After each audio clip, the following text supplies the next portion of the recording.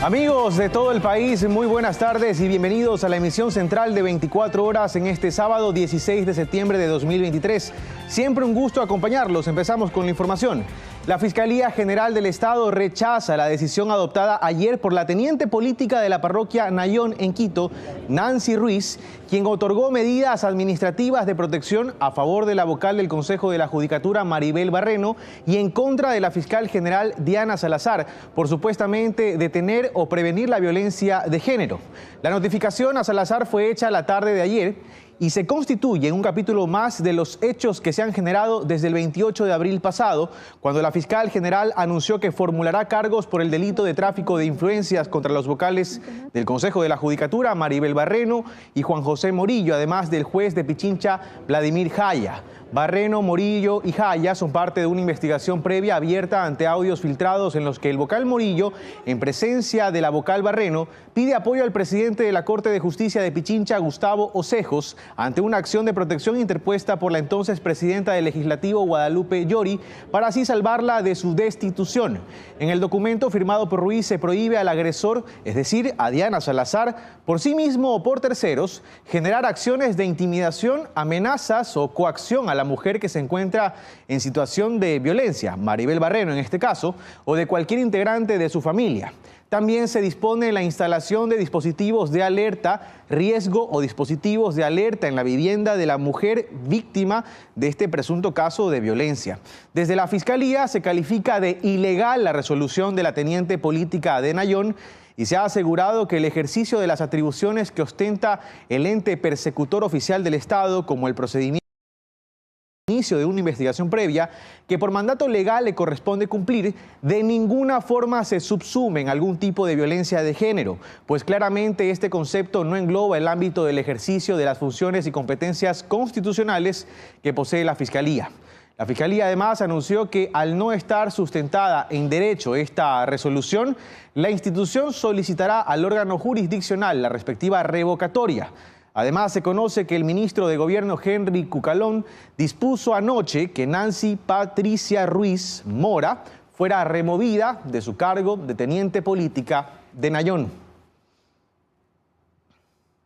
Y tras la polémica al interior del Consejo de Participación Ciudadana y Control Social sobre la conformación de una veeduría ciudadana, la Corte Constitucional pidió respuestas. Nuestra compañera Ismenia Solórzano desde la capital nos tiene más detalles. Ismenia, muy buenas tardes, te escuchamos. Adelante.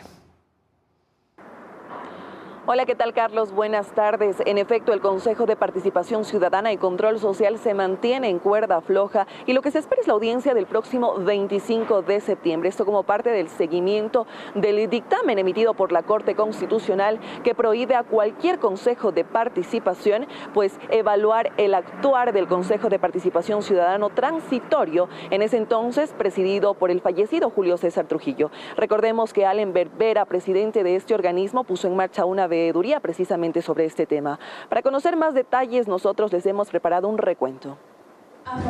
La permanencia en el cargo de los miembros del Consejo de Participación Ciudadana y Control Social sigue en el limbo. Y hoy la decisión está en manos de la Corte Constitucional. Y es que se mantiene bajo análisis el posible incumplimiento del dictamen constitucional del año 2019, que brindó los nombramientos realizados por el Consejo de Participación Ciudadana y Control Social Transitorio, creado por la Consulta Popular de 2018 y fue presidido por el fallecido Julio César Trujillo, lo que implica que la infracción pudo haberse cometido al disponer una conformación de veeduría para evaluar a los jueces de la Corte Constitucional. El experto Esteban Polo explica que la revisión de los miembros de Participación Ciudadana y Control Social podría arriesgar incluso en su destitución. Algo que le corresponde a la Corte Provincial de Manabí es también revisar inmediatamente el fallo del juez de primera instancia y revocarlo toda vez que éste contraviene a la Constitución. Y yo creo que la Corte Provincial de Manabí también tiene la obligación de declarar un error inexcusable. Eso además que considera que la falla primero llegó por parte del juez. Hubo vicios, hubo inobservancia de precedentes, hubo desconocimiento de la Constitución.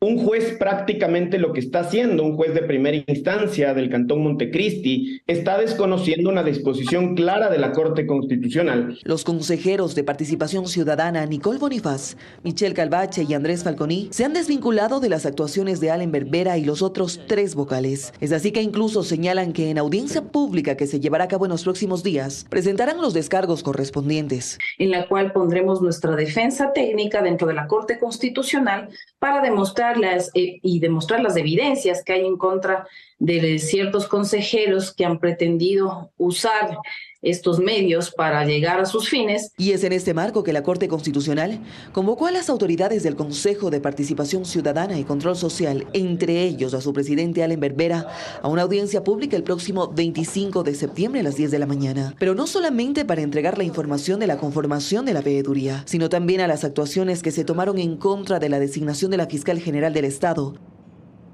De esta manera, los primeros 4 meses del Consejo de Participación Ciudadana y Control Social, con Allen Berbera a la cabeza, ha estado marcado por agendas políticas, pugnas y decisiones controversiales. Es la información que se registra a esta hora desde acá, desde la capital. Ustedes tienen más. Gracias, Ismenia. Buenas tardes. Y le contamos ahora que el expresidente de la Corte Constitucional, Hernán Salgado, le pide a los magistrados de ese organismo que no permitan que Allen Berbera juegue con la institucionalidad del país. Salgado emitió duras críticas contra el titular del Consejo de Participación Ciudadana.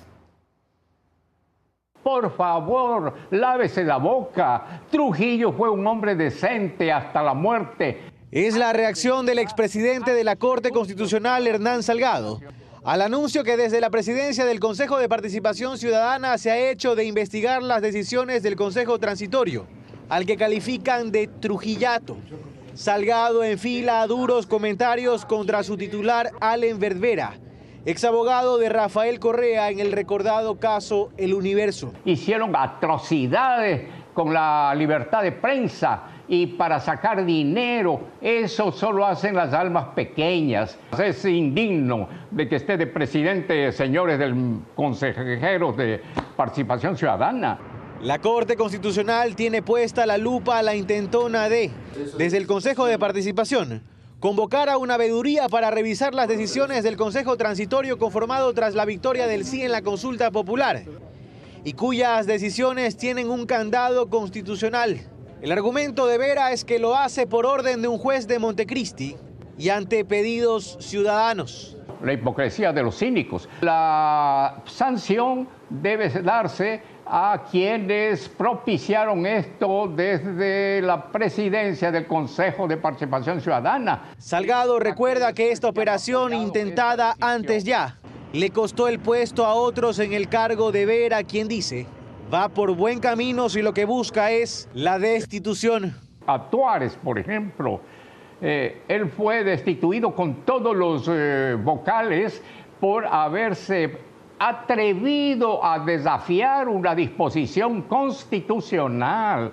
Hay que respetar los órganos del Estado. ¿Qué dirá? Yo quisiera estar allí para oírle las tonterías que ha de decir. Allen Berbera, quien cumple 4 meses en funciones, deberá justificarse en una audiencia ante la Corte Constitucional. Y le contamos que un juez del Cantón Bucay suspendió el concurso para designar al nuevo Contralor General del Estado en atención a una acción de protección. A pesar de ello, la Comisión Ciudadana de Selección continuará con su desarrollo. Hay una información. Por encima de la decisión judicial, el concurso para designar al nuevo Contralor General del Estado continuará según la Comisión Ciudadana de Selección. Aseguran que las medidas cautelares dictadas por el juez del Cantón Bucay, Jorge Medina, con las que se suspendió el concurso, no han sido notificadas, por lo que el próximo martes se desarrollará el examen escrito. Esta comisión continuará ejecutando su programación, su planificación que está dada ya inclusive con fechas y que es de conocimiento nacional. Si existen personas que no asisten a dar esta prueba escrita, simplemente será bajo su responsabilidad. Los argumentos judiciales pueden ser muchos, pero los compañeros que saben en derecho saben que para que le culpen a una persona debe notificarse oficialmente, y eso no hemos sido notificados. Sin embargo, para la comisionada Maribel Valdeón, esta decisión no puede ser pasada por alto. Ustedes ocasionaron esto. Les toma de sorpresa que se haya presentado una acción de protección. Más bien les debería tomar de sorpresa que se ha presentado solamente una, cuando debían haber llovido las acciones de protección. después de todas las irregularidades que han hecho. La acción de protección que nuevamente hace tambalear al concurso la presentó la ciudadana Jennifer Díaz Ortiz por una supuesta violación a los derechos constitucionales. Esta es la segunda ocasión que una garantía constitucional dilata la selección de esta autoridad. El pasado 9 de mayo, por una acción similar, se dispuso que el concurso retorne a la etapa de calificación de méritos, conservando el reglamento original. Se cambiaron las reglas de juego a mitad de camino y hoy por hoy tenemos el problema gravísimo de que se están vulnerando muchísimos derechos de los postulantes, están retirándose del concurso y obviamente está violentada la transparencia del mismo. Mientras no se notifique esta decisión, el concurso aparentemente continuará. Se tiene previsto que el domingo los catedráticos suban al sistema las 2.000 preguntas, por lo que los 103 postulantes rendirán el examen el próximo martes. La audiencia de acción de protección se desarrollará el 26 de septiembre a las 11 horas. Revisamos otros temas. En 28 meses de gobierno, el presidente Guillermo Lasso ha viajado al exterior en 26 ocasiones. El primer mandatario ha intentado conseguir la exención del visado Schengen y cooperación efectiva en temas de seguridad. Sin embargo, los resultados no son visibles. Su último viaje lo realizó en julio de este año y la agenda marcaba Madrid, Bruselas y New York. El mandatario antes de partir señalaba: haremos gestiones para lograr eliminar el requisito de la visa Schengen para los ecuatorianos. Sin embargo, 2 meses después de este anuncio, el mismo mandatario vuelve a hablar del tema y a través de sus redes sociales anunciaba: hace pocos minutos hablé con el presidente del gobierno español, Pedro Sánchez. Le pedí que en su calidad de presidente del Consejo de la Unión Europea, España formalice y agende una propuesta de la Comisión Europea para la exención de visado Schengen a Ecuador. Uno puede leer esto como un fracaso del gobierno, el hecho que hasta ahora no se haya podido conseguir. El país no es bien visto en el escenario internacional, evidentemente. Hay un problema de inseguridad enorme. La inestabilidad política del país genera resquemores seguramente en la Unión Europea. No lo pueden decir, pero me parece que es por ahí. En total han sido 26 viajes en 116 días, visitando así 17 países y 24 ciudades. Entre sus destinos más frecuentes está Madrid, México y Estados Unidos. Y entre las motivaciones de los desplazamientos aparecen reuniones bilaterales con autoridades como Joe Biden y Xi Jinping. A pesar de que ha sido un gobierno absolutamente cercano al gobierno de los Estados Unidos, entonces uno esperaría que a partir de esa cercanía los beneficios respecto al gobierno norteamericano habrían sido mayores, pero en realidad no es mucho lo que se ha visto. Y hay que agregar evidentemente también el hecho de que este gobierno se acabó hace varios meses. El presidente también se ha visto motivado a viajar por temas de seguridad.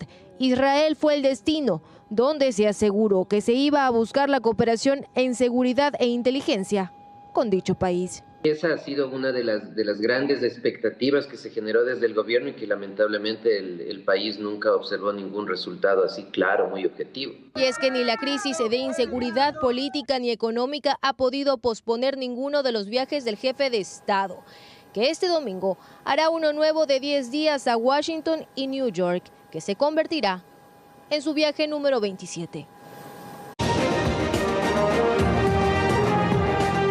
Cuenta regresiva para la segunda vuelta electoral. Este viernes el CNE inició la impresión de papeletas para la repetición de elecciones en el exterior, mientras que del 50% de papeletas para la dignidad de presidente ya está impreso.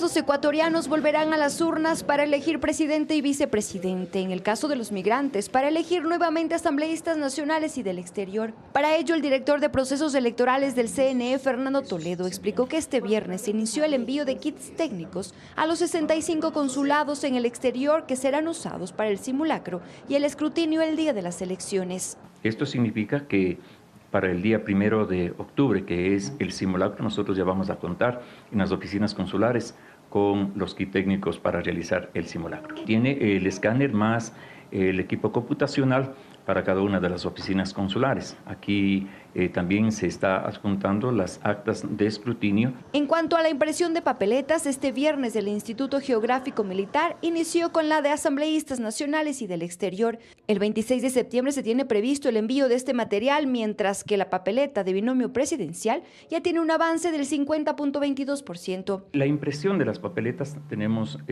5 días aproximadamente, tanto para nacionales como para asambleístas del exterior, y saldrán conjuntamente con las de el binomio presidencial. Estas serán ya integradas por la empresa correspondiente y desde la empresa correspondiente seguirá hacia el exterior. Hay más avances. Se realizó ya el sorteo de los miembros de las 635 juntas receptoras del voto que se deben conformar para 40 países para el voto migrante. Además, está listo el presupuesto de 2.870.000 que se usará para el exterior y para que los consulados preparen la logística en los recintos electorales alquilados. Existe una dificultad particular con Venezuela, con Nicaragua y con Rusia, en donde de dominio público se conoce que existen ciertas limitaciones para la transferencia de divisas propias para todos estos rubros que he mencionado. En el país está todo listo para el simulacro y el debate presidencial en segunda vuelta que se hará el 1 de octubre.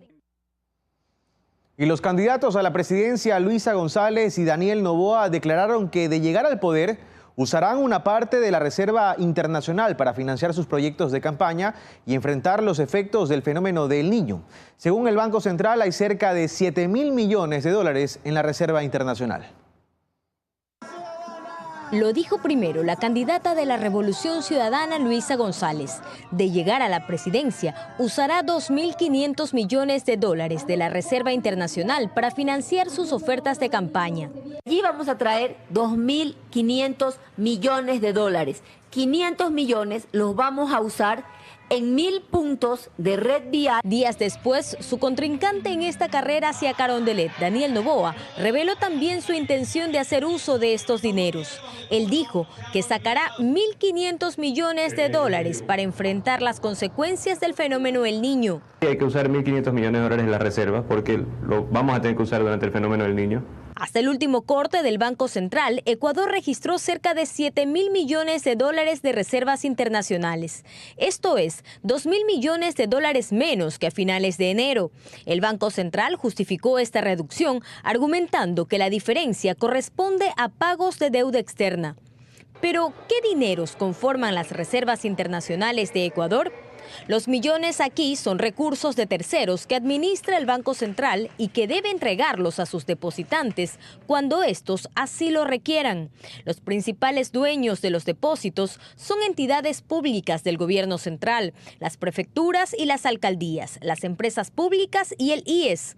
Otra parte de las reservas internacionales corresponde a depósitos de los clientes de los bancos privados, de las cooperativas y de la banca pública. Esos recursos forman parte de la Reserva Internacional y le permiten al Banco Central, por solicitud de sus depositantes, realizar pagos al exterior y garantizar el circulante a nivel nacional. De los 6.900 millones de dólares en reservas internacionales, el único dinero que puede usar el gobierno central es el que está en la cuenta del Tesoro Nacional. De acuerdo al Código Monetario, en los artículos 56 y 56.1 está prohibido el financiamiento directo e indirecto desde el Banco Central hacia el gobierno central o empresas públicas. Recordemos que cuando se da este financiamiento, lo que se provoca es un agresivo aumento en el gasto público, que provoca también un incremento en las importaciones,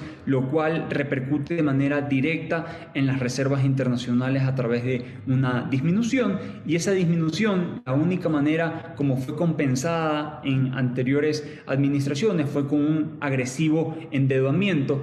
Entre 2014 y 2017, el gobierno de Rafael Correa fue el primero en echar mano de las reservas internacionales para conseguir préstamos del Central destinados a gasto público. Estamos de vuelta, amigos. Gracias por seguir con nosotros. Reos en los techos de la cárcel regional y guías penitenciarias bebiendo y bailando con sus uniformes de trabajo. Son hechos que encienden las alarmas y hacen cuestionar quién tiene realmente el control de las cárceles del país. Ante estos hechos, especialistas aseguran que en Ecuador se vive en un estado criminalizado. No están en un parque y menos en la terraza de sus casas. Son privados de libertad que, a pesar de estar vigente un protocolo de seguridad activado por el SNAI y de realizarse operativos de control de armas, pareciera que no le rinden cuentas a nadie. María Fernanda Novoa, doctora en estudios estratégicos de seguridad, afirma que la porosidad del sistema ha permitido el fortalecimiento de un escenario híbrido, donde no hay norma que haga efecto, convirtiéndonos en un estado criminalizado. Que las principales estructuras criminales están controlando todos los puntos, y no es solamente el narcotráfico, y no solamente son las rutas del narcotráfico, están controlando y garantizando, imagínense, dentro de la cárcel, música. A esto, Christopher Gallegos, experto en temas de seguridad, agrega la urgencia de políticas públicas y de personal con probidad y ética para aplicarlas. Hemos perdido por completo nosotros la política de seguridad. Creemos que comprando patrulleros, que comprando balas, el problema se soluciona, y el problema no pasa por ahí. A la falta de control en los reclusorios del país también se suman sus deficiencias en infraestructura. El SNAI había anunciado la inversión de $4 millones para la adquisición de escáneres. Sin embargo, el proceso que culminó en agosto fracasó por falta de empresas interesadas. Y a esto Novoa también le suma. El supuesto censo penitenciario que se había hecho ha sido muy cuestionado. Varios sectores académicos e internacionales lo han cuestionado. Es decir, inclusive la distribución de los PPLs no está siendo hecha, no ha sido hecha de manera técnica. Como parte de la solución, los expertos concuerdan en el aumento de penas para la corrupción y funcionarios involucrados en temas de narcotráfico, para que así no se interrumpa el accionar de la fuerza del Estado. Esto además de una depuración total de las instituciones, como Policía Nacional y Fuerzas Armadas. Le contamos ahora que se realizó un operativo en Durán, en el sector de la Primavera 1, la noche de este viernes. En estas operaciones participaron los denominados vehículos Cobra, que han sido asignados a este cantón. Astrid Singre nos amplía la información desde ese lugar. Astrid, muy buenas tardes, adelante. Buenas tardes, Carlos, amigos televidentes, así es, nos encontramos justamente en el Cantón Durán a esta hora, 13 horas con 24 minutos. Los operativos justamente se dieron cerca de las 19 horas con 30 minutos en el Parque de la Primavera 1 en Durán. Las inspecciones estuvieron a cargo de los militares, en el cual se incorporaron los vehículos Cobra, que han sido justamente asignados a este cantón como parte también de los nuevos vehículos de patrullaje. Pero recordemos que estos vehículos, estas unidades, pues se pretende, con las que llegaron al país, 20 unidades, se pretende aumentar las capacidades operativas para enfrentar las amenazas, con especial atención en el terrorismo, narcotráfico y grupos delincuenciales organizados. Los vehículos Cobra constituyen justamente una plataforma común que puede ser adaptada en diferentes roles, tanto para la vigilancia terrestre y también pueden ser utilizados como vehículos anfibios, en vigilancias también que tengan que ver con el transporte anfibio. Y agregar a esta información, Carlos, amigos televidentes, a esta hora en que nos encontramos justamente en este cantón, uno de los más golpeados por la violencia criminal de la provincia del Guayas. Al momento los operativos no asoman en ningún lugar, no hemos podido observar patrullajes ni policiales ni militares, a pesar de las inspecciones que se dieron la noche de ayer. Hasta aquí la información, Carlos y amigos televidentes. Tú continúas con más en estudio. Buenas tardes. Gracias, Astrid, por la información desde Durán. Y le contamos ahora que el 77% del incremento de cultivos de coca en Colombia se concentra en el departamento de Putumayo, limítrofe con Ecuador. Así lo revela un informe de las oficinas de las Naciones Unidas contra la droga y el delito. Colombia pasó de tener 204.000 a 230.000 hectáreas de cultivo de coca en apenas un año. Así lo revela el más reciente informe del Sistema Integrado de Monitoreo de Cultivos Ilícitos, publicado esta semana, que compara 2021 con 2022 detectando un incremento del 13%, que entre todo ha sido tomado como una cifra positiva por el gobierno colombiano, desde donde se dice que si bien hay un incremento, no ha sido tanto. Pero también quiere decir que se desaceleró si tenemos en cuenta que en el año anterior se había incrementado en un 43%.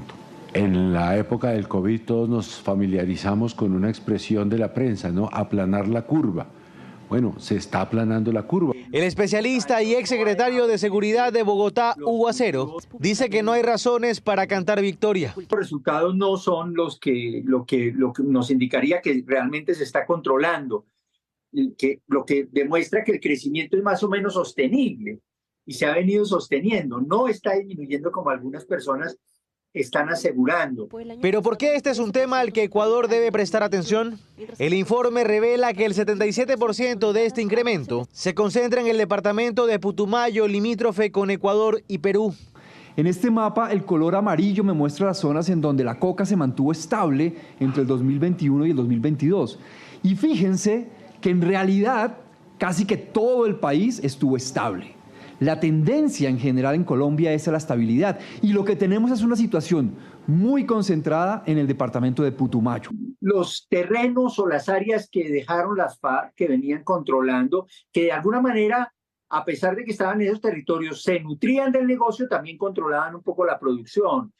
Eso, abandonado por las FARC, fue utilizado por distintos grupos criminales organizados y que los únicos que les interesa es crecer en términos de cultivos y de producción de coca, de pasta y de clorhidrato. Estos hallazgos se hacen públicos en medio de un giro de timón en la estrategia de Colombia para el combate al narcotráfico. Y es que ese país apunta a la prevención y a la responsabilidad compartida entre naciones productoras y consumidoras. El presidente colombiano Gustavo Petro propone reducir la campaña de erradicación de coca y abrir consultas voluntarias a comunidades rurales para sustituir los cultivos ilegales a cambio de incentivos económicos. La política llamada guerra contra las drogas ha fracasado. No sirve. Si la continuamos, no vamos sino a sumar otro 1.000.000 de muertos en América Latina. Y pues habría que esperar también el desarrollo de la misma para mirar cuáles van a ser los resultados. El informe señala que la demanda de cocaína también ha incrementado y por ello se entiende el aumento en la producción. Y si la producción aumenta, los decomisos también, dice Acero, porque hoy se envía más droga que ayer. En lo que va de 2023 se han incautado 159 toneladas de cocaína a nivel nacional. Y 12 canes provenientes de Reino Unido, fueron entregados a la Dirección Nacional de Antinarcóticos en el país. Según las autoridades, estos animales serán entrenados para incluso encontrar fentanilo, droga que se presume se intenta comercializar en el país. Se trata de estos 12 canes que llegaron al país y que tras pasar un periodo de cuarentena serán entregados para la lucha contra el narcotráfico.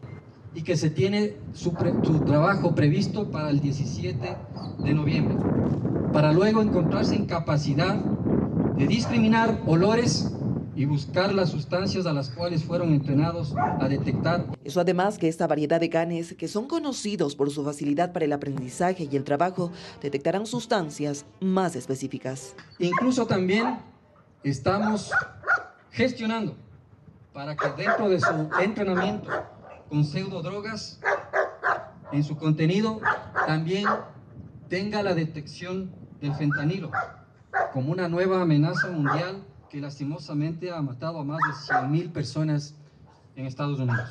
Esto es parte de la colaboración internacional con la DEA y otras organizaciones para fortalecer la lucha antidrogas en el país. Estos controles antinarcóticos con canes se realizan a nivel nacional, en puertos, aeropuertos, carreteras y demás. Según las autoridades, el fentanilo es una droga que se presume se intenta comercializar en Ecuador y en otros países de la región. Estamos de vuelta para contarles que el uso inadecuado y sin acompañamiento del medicamento Ozempic puede ocasionar daños en la salud. El fármaco es utilizado como tratamiento para la diabetes y ahora también como método para bajar de peso. Desde el 2017, autorizada por la FDA como un medicamento para el tratamiento de la diabetes y hoy por hoy introducida también como un método para bajar de peso sin bisturí, es la semaglutida o su nombre comercial, Ozempic. Este medicamento es utilizado para controlar los niveles de glucosa en el organismo y a su vez enlentecer el vaciamiento gástrico, es decir, que el paso de los alimentos de estómago a intestinos sea más lento. De ahí la sensación de saciedad. Y lo que hace que ellos coman menos y ayuda también obviamente con la pérdida de peso. Algo que ha sido aprovechado por varias personas quienes comercializan ese tratamiento por redes sociales y hasta en spas y centros estéticos. Sin embargo, la utilización de este componente sin un acompañamiento médico puede causar serias consecuencias en la salud. Lo que se ha creado un mercado negro de este medicamento porque hay personas que lo pueden conseguir en otros países y traerlos, lo cual es muy riesgoso a nivel médico porque este medicamento no es de uso libre. Un tratamiento que requiere de exámenes previos y analizar si se es un candidato o no, al contar con un sobrepeso y obesidad crónica. Oscila entre los $600 a $2.000. Pero ¿qué podría pasar si una persona se inyecta semaglutida por su cuenta sin una dosis apropiada? Se ha visto en los pacientes una pérdida de músculo muy importante que ya entra en una afectación de salud en general y posible desnutrición. El seguimiento que le damos nosotros es de incluir todos los nutrientes para que no suceda esto. Por ejemplo, si es que hay una pancreatitis, la pancreatitis puede llevar incluso a una hospitalización. En casos complicados, la vida del paciente o de la persona que utiliza puede estar en riesgo. Ambos especialistas hacen un llamado a la conciencia y al no dejarse sorprender por falsas promesas de bajar de peso fácil y rápido, que una correcta alimentación y guía serán cruciales para cualquier tratamiento. Y mucha atención, Santo Domingo, Manabí y Esmeraldas se encuentran en vigilancia epidemiológica por parte del Ministerio de Salud ante el incremento de casos de dengue. En lo que va del año se registran 18.000 casos de esta enfermedad a nivel nacional. Con mingas de limpieza para remover las llantas y otros reservorios que se convierten en principales focos de proliferación del mosquito Aedes aegypti, transmisor del dengue, Santo Domingo sufre un aumento del 110% de casos, con 168 por cada 100.000 habitantes, teniendo un total de al menos 2.500 hasta la fecha. El dengue aquí es insoportable. Mi hijo casi muere porque le dio dengue hemorrágico y estuvo muy grave en el hospital. Bastantes personas han estado con dengue, incluso mi familiar, mi papá pasó una semana bastante mal. Y es que esta provincia, junto con Manabí y Esmeraldas, se encuentran en vigilancia epidemiológica ante el aumento considerable de casos en estas últimas semanas. Nosotros hemos visto que desde hace 6 semanas hemos mantenido un aumento constante en los casos de dengue en todo el territorio nacional. En la provincia de Manabí, según datos del Ministerio de Salud, se han detectado 4.991 casos de dengue. En Esmeraldas, 1.178. Tan solo en lo que va de este 2023. Y a nivel nacional, se han registrado 18.000 casos, 4.000 más de la media esperada. De estos, 1.000 han sido de gravedad, resultando 16 personas fallecidas. Estas 16 personas fallecidas, la mayoría están en la provincia de Manabí, en Guayas y también en Santo Domingo. En la provincia de Manabí, Jipijapa, Manta y Puerto Viejo son las más afectadas. Y es que autoridades han indicado que incluso en una tapilla de cola pueden reproducirse cientos de mosquitos y volar en un radio de hasta 2 kilómetros, perjudicando a un barrio entero, por lo que insisten en la prevención y evitar tener espacios que motiven a la reproducción del mosquito, transmisor de la enfermedad, mientras se concentran a la vez trabajos preventivos como mingas y jornadas de fumigación, previo a la llegada del fenómeno del niño, en donde si no se toman los correctivos a tiempo, se esperaría un incremento de casos. Otros temas, la falta de mantenimiento en el malecón de Vallenita en la provincia de Santa Elena es notoria. Quienes se dedican al turismo piden que se atiendan las necesidades en infraestructura, mientras que las autoridades de turno mencionan que no es una prioridad. El contacto a esta hora de la tarde es con nuestra compañera Mili Pico, quien nos amplía la información. Mili, adelante.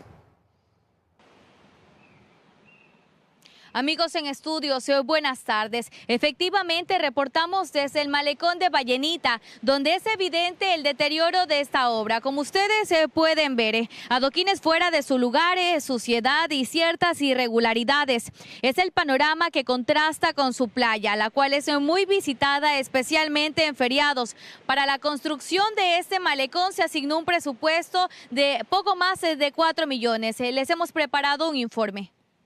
En 2018 se inauguró el malecón de Vallenita, el mismo que tuvo una inversión superior a 4 millones de dólares. Sin embargo, según quienes viven en este sector, los estudios para su construcción no fueron los más acertados, pues con las lluvias al inicio de este año el agua siguió su cauce y lo que era un pasillo hacia la playa se convirtió en una cascada en base de concreto. Esto aquí era como cascada que caía, por eso que está dañado todo lo que es el malecón aquí. El problema yace en la falta de alcantarillado, menciona el director del Departamento de Obras Públicas del municipio de Santa Elena. Que no tienen los drenajes de agua lluvia suficientes, hay una escorrentía que viene de la parte central, eso ha provocado el desmejoramiento. De pronto la obra no estuvo bien concebida. Causa malestar la falta de mantenimiento, comentan quienes visitan este atractivo. La salinidad ha oxidado las barandillas y los delincuentes han hecho de las suyas. El malecón de aquí Vallenita, como usted está viendo, está bastante destruido y eso hace que los turistas no vengan. Aquí tendrían que tomar cartas en el asunto. Ante el llamado de la ciudadanía, la alcaldesa de Santa Elena mencionó que se prevé realizar un estudio, pero aún no hay fecha. Nuestra administración, en primer lugar, se centró en hacer la limpieza de canales de aguas lluvias. Estaba evaluando con algunos dirigentes de la comunidad de Vallenita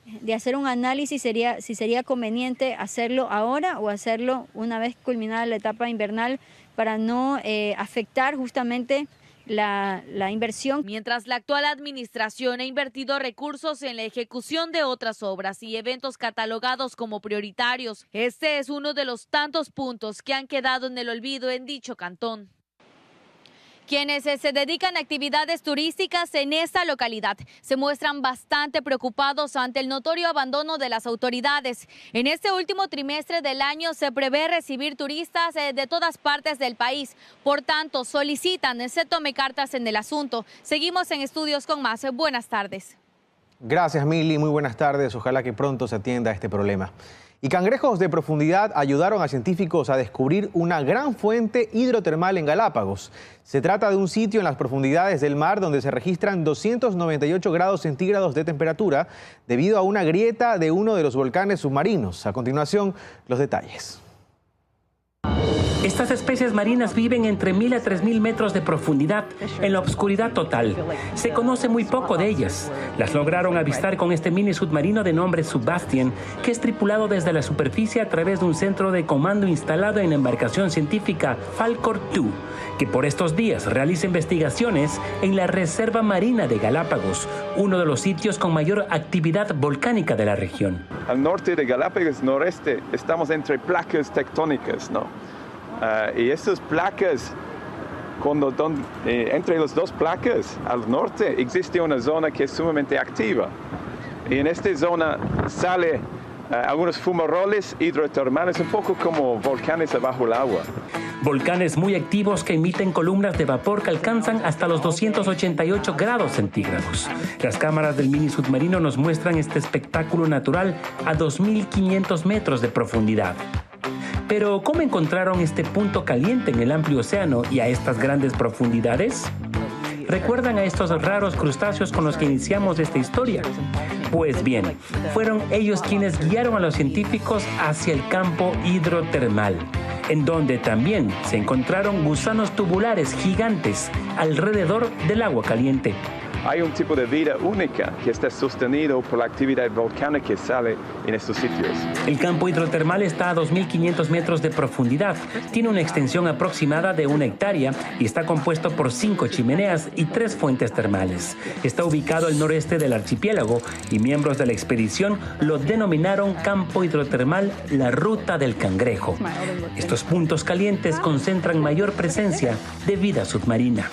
De las zonas calientes, parece que funciona como incubadores, como un criadero para estos esas rayas de profundidad. Y otras especies también como tiene esta relación de que el calor ayuda un poco en su desarrollo. La inmersión que hizo el descubrimiento duró 48 horas.